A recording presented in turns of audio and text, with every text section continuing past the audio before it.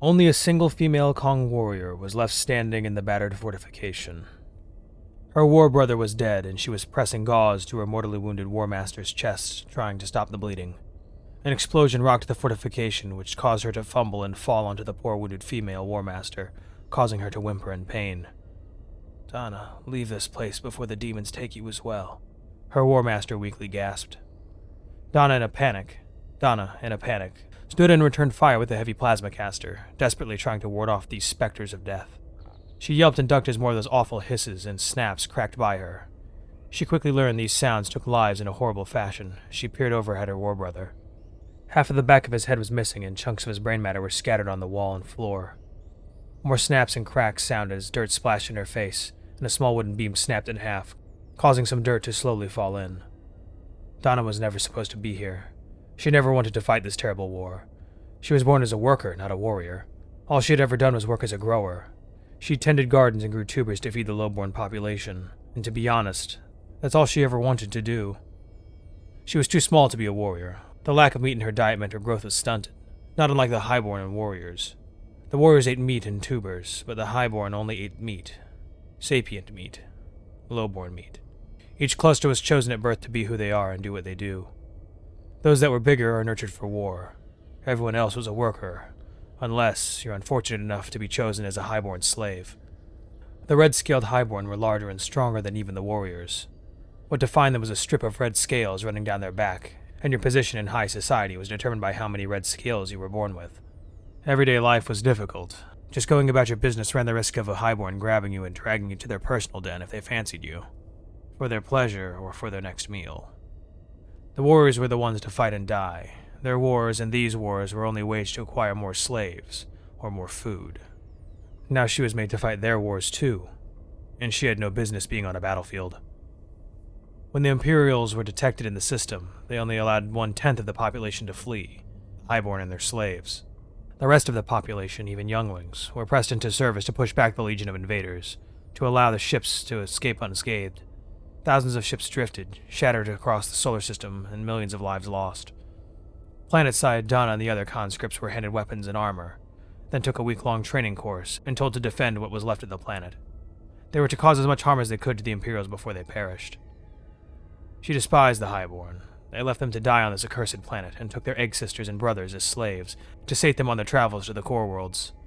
Donna didn't know why the lowborn like her and the warriors fought the Highborn's wars, but treasonous thoughts were soon interrupted by another barrage of rounds slamming into her position. She didn't even bother aiming. Donna couldn't even see them anyways. Her head was kept below the opening, and only her arm was exposed to return fire. The armor that these Imperials were wearing made it impossible to understand where they really were, if they weren't running across the backdrop of the jungle. She peeked out and saw a pair of silhouettes running to flank some of her war brothers and sisters. She took aim for one and fired, hoping to slay one of the demons, or at least stop them from killing any more of her people.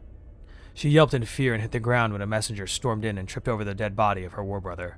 The look of terror filled the messenger's face, looking around. "What happened here?" "Stay down!" Donna yelled, and went back to cowering and firing the weapon. The thing was starting to overheat. She was worried it was going to catch fire. "War Sister, reinforcements from the training cluster have arrived." The messenger stood up and continued. "Gather your courage, sister. You cannot cower like this." Donna watched in horror as the messenger was struck in the throat. The messenger hit the floor and started gurgling, clutching her throat. Donna started weeping. No, you fool, I said stay down." She finally let go of her weapon and crawled to the squirming messenger. "War Master, what do I do?" she pleaded. "War Master," she screamed. But when she turned to look at her War Master that was leaning against the wall, she was staring right at her, but she was no longer moving. Dread overcame her as the messenger's struggle gradually faded and stopped moving as well. This time a roar of small explosions and a barrage of bullets slammed into the fortification.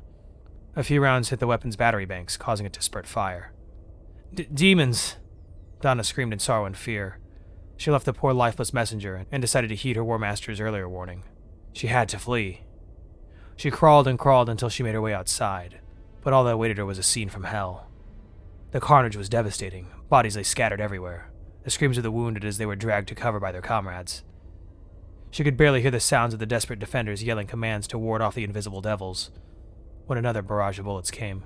She lay still, covering her head as she witnessed two unfortunate souls cut down as they tried dragging one of their wounded comrades to safety. Donna Lowe crawled past the two lifeless corpses. There was nothing she could do for them, as tears streamed down her face. She didn't know how long she crawled, but all she knew is her body screamed, and she was now deep in the jungle and near the path leading to the den. There she saw her egg brothers, another worker conscripted to push the invaders back. He was helping two much larger warriors carry a heavy plasma caster to the front lines. Donna looked further behind them and saw 150 mixed troops of warriors and conscripts. They sent an entire war cluster as reinforcements from the den, along with their own war chief. She got to her knees and grabbed her egg brother. Brother San, there are demons, you can't go, she pleaded. San gave her a worried look at the word demons, but steeled himself. We must push the invaders out, sister. This is our home. Then came the war chief, the largest female warrior she had ever seen.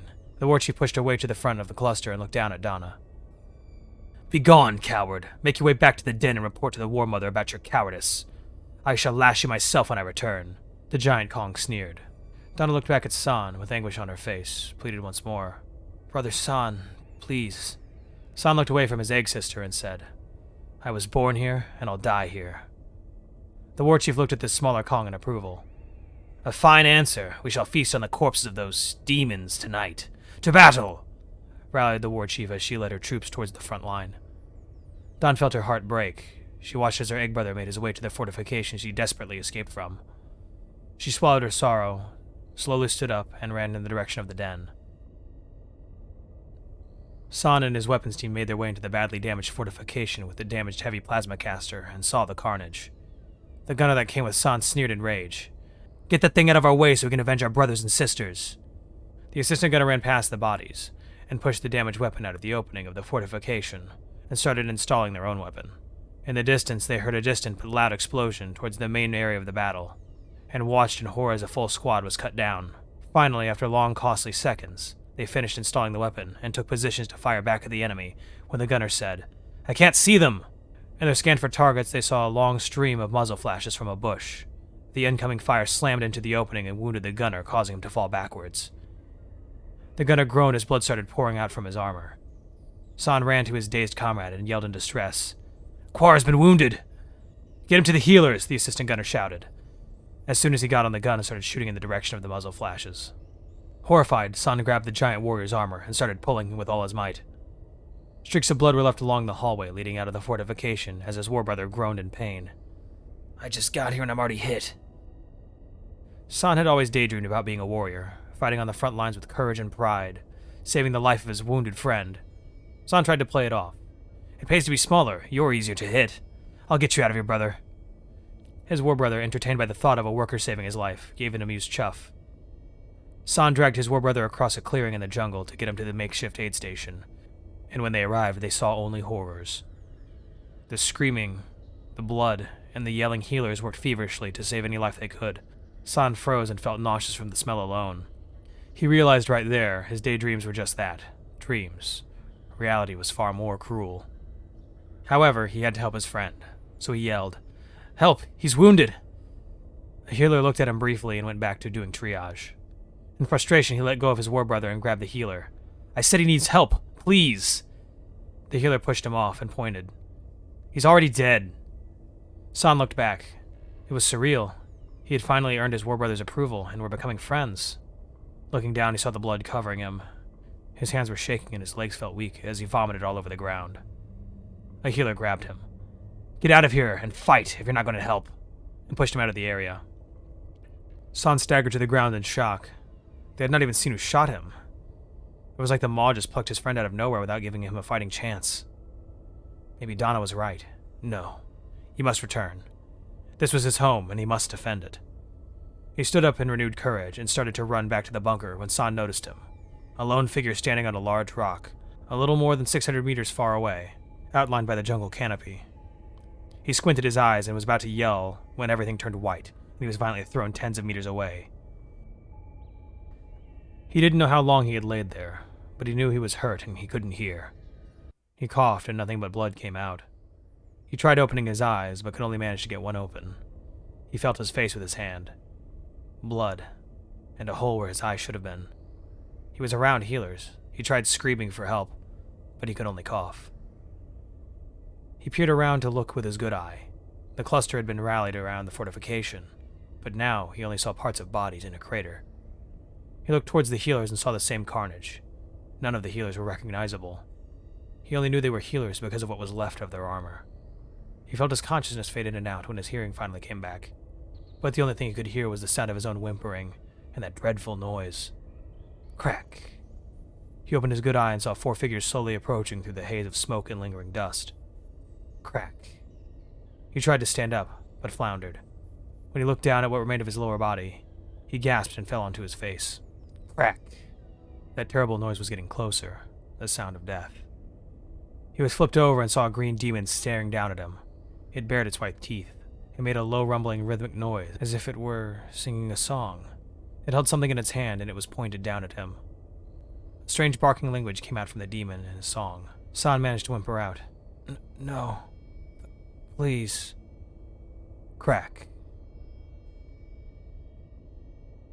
Shut up, Bo, Sergei said in a familiar and deadpan voice as he walked by Animal Mother shooting another severely wounded lizard on the ground. We can't exactly take them prisoner, and I wouldn't want to be left to die slowly with my guts hanging out. Animal Mother retorted. Yes, but stop enjoying it. The radio crackled to life.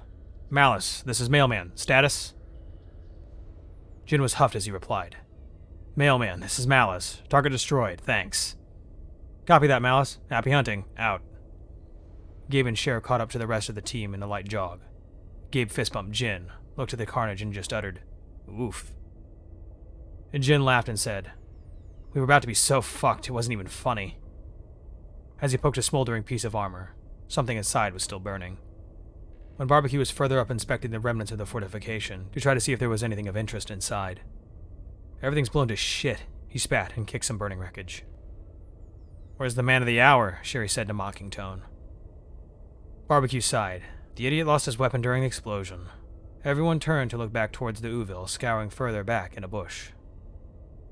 Nice, mocked Gabe, half laughing. His aloof attitude caused Cher to huff and roll her eyes in irritation.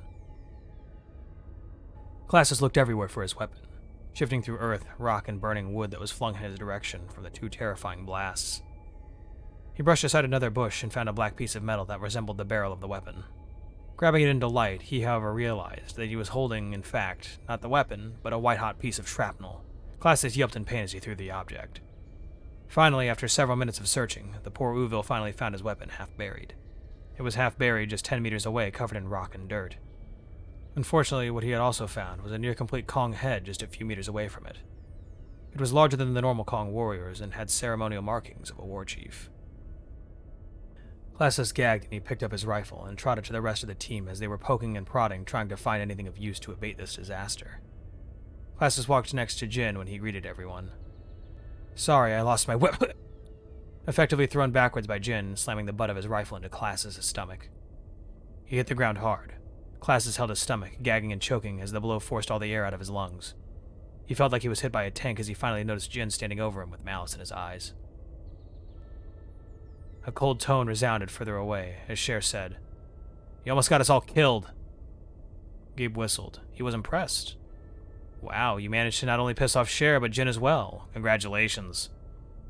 Jin immediately got on top of Classes, putting a knee right into his neck while unholstering his sidearm, pressing it to the head of the terrified and coughing mammal. An elite and seasoned Imperial officer. The human's mocking tone terrified him more than the plasma bolts. Highly trained and has extensive combat experience with the enemy. You're far worse than anyone fresh out of selection. Please. Classes managed to squeak out between gags and coughs. Jin holstered his sidearm and said, You're right. Maybe something a little more personal instead. You're right. Maybe something more personal instead. And pulled out his knife and pressed it against his throat. Young Sin, I always wondered what a real first schmog would feel like. Blood started trickling down his neck as he looked to the others for help, but they all just stared at him, looking irritated or bored. Oddly, it was Animal Mother that said something. Chill, guys. The raccoon dude and the rest of the Imperial Army obviously don't fight like us. It's unreasonable to expect anything else. As a matter of fact, I think he performed well considering he doesn't know shit. Everyone turned their head and stared at him in utter shock. They never expected any type of reason that wasn't weapon or fieldcraft related to ever leave his mouth. Cher stuttered. Bo, can you say that again? Unga bunga me kill. Bo replied as he turned around and decided it was time for someone to pull security. Gabe shrugged and said, "He's right. We should have trained him up on the basics before we left. We know how these guys usually operate." He then turned around and followed Animal Mother. Cher sighed. She didn't expect that out of either of them. She looked at Jin and said, "You heard him. Chill out. We're still alive." Jin glared at Classis before relenting and finally retracted his knife. He wiped the blood on Classis' uniform before sheathing it, and stood to join Bo and Gabe. Sergei approached Classis and pulled him up. "You're lucky they're giving you a chance." Classis' shaking hands went to the small med pack to grab a bandage. He wrapped it around his neck to stop the surprising amount of blood. "They were giving me a chance?" he blurted out. "They were seconds away from killing me." Barbecue chimed in and said, "If they really disliked you, then they just blow your brains out. This is just a message. Don't fuck up anymore." Classis pointed and squeaked. You're in command and you let it happen," he pointed in accusation. Cher was still standing there and said, "Welcome to the team. We don't do the prim and proper regular army bullshit. When you're rolling with us, you become family, and if the family wants you dead, then you're gonna die." Classis stood there, speechless. These thugs are the best soldiers humanity can offer? Then he fully noticed the destruction and carnage they left behind. It finally clicked with him. This wasn't a fight. This was precision violence. He fell on his ass when he noticed that they did all of this without any of them taking any serious injuries. A mixture of awe and terror flashed before his face. Almost 200 of the Scourge lay dead, their heavy weapons in ruins, and the most these humans came out with was minor burns and a few scrapes and bruises. To replicate this, it would take at least a battalion with armored support, and they would take heavy casualties. Classis took a few minutes to regain himself before rejoining the group, to help upturn the place in search of any intel or clues on where this large contingent came from. An impossible task when they had no idea what they should be looking for. All that was known was that there was a fortification protecting something, or they were using this place as an observation post.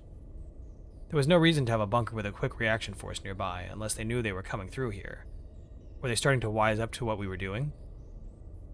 Classis wasn't paying attention to the humans as they fussed over why such a large force was present in the area, so he was stuck on autopilot, following them while still brooding over the implications of what just happened. Sergei sighed in frustration. "We haven't even made it close to our objective area, and we've been compromised. Every fucking one knows we're here, and we have nothing to show for it." Barbecue nodded in acknowledgement and said, "I got on the horn with Darkstar. We're to cover our tracks and egress to our extraction. The op is a bust." Sergei rubbed the back of his head and replied, "The only thing I can come up with is they're starting to get cautious. They're starting to set up observation posts." Barbecue looked around at the devastation around him with a troubled expression. "If that's the case, things are going to start to get much more complicated. I guess our patrols are going to have to avoid this area for a while since we've blown it to shit." "There's a supply den close," Classis blurted out as he just remembered the conversation he overheard. Everyone stared at him. "What?" Gabe asked what everyone was thinking.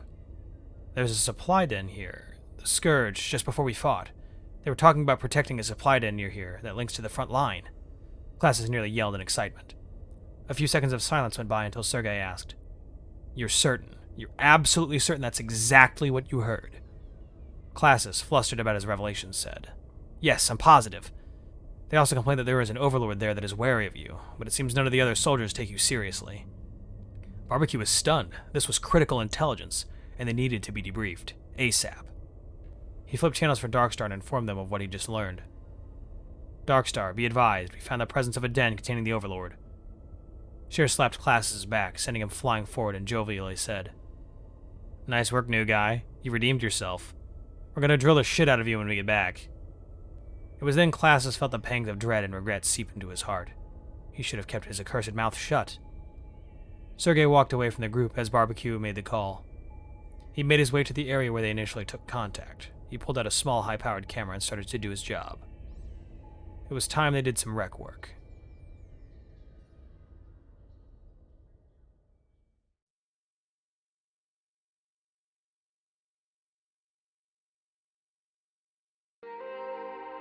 Hey everybody, thanks for watching. Everything I used is in the description below. If there's a story you'd like to hear narrated, let me know and I'll reach out to the author and see if we can make that happen. Thanks again. It's a scary world out there, but remember to be brave and look up, to seek the stars.